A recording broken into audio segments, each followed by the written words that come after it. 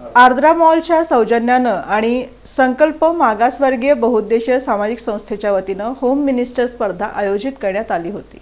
आर्द्रा मॉलच्या सौजन्यानं आणि संकल्प मागासवर्गीय बहुउद्देशीय सामाजिक संस्थेच्या वतीनं होम मिनिस्टर स्पर्धा आयोजित करण्यात आली होती। भारतरत्न डॉक्टर बाबासाहेब आंबेडकर यांच्या 135व्या जयंतीनिमित्त या उपक्रमाचं आयोजन करण्यात आलं होतं।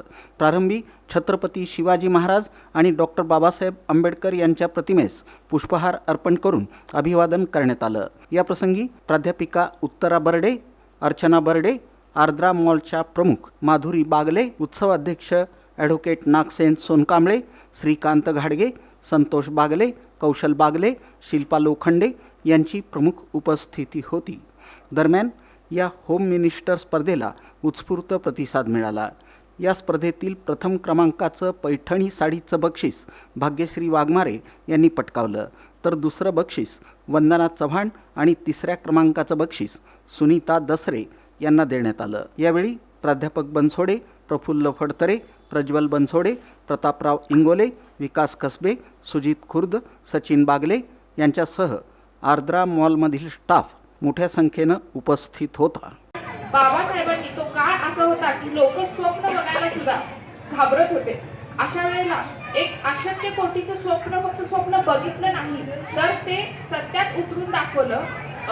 प्रचंड मोठ्या प्रमाणातल्या जनसमुदायाला एका चाकोरीबद्ध रेषेच्या बाहेर काढण्यासाठी त्यांनी शिक्षणातून ते सिद्ध करून दाखवलं की शिक्षण घेतल्यानंतर दृष्टिकोन कसा बदलतो, दृष्टिकोन बदलल्यानंतर तो आणण्यासाठी ह्याच्या इम्प्लिमेंटेशनकडे आणण्यासाठी किंवा त्याचं दृष्टिकोनाचं यशस्वीरित्या बदलण्यासाठी, समाज परिवर्तन करण्यासाठी संघटन कसं गरजेचं असतं आणि फक्त दृष्टिकोन बदल संघटन करून गरजेचं नाही तर एकत्र आलेल्या संघटनांनी सतत संघर्ष करून आपण जो विचार जे समाज परिवर्तन घडवून आणायचं आहे ते सातत्य संघर्षातून ते आपण घडवून आणू शकतो हे त्यांनी दाखवलं। आणि म्हणून त्यांचं वाक्य आहे की शिका, संघटित व्हा आणि संघर्ष करा।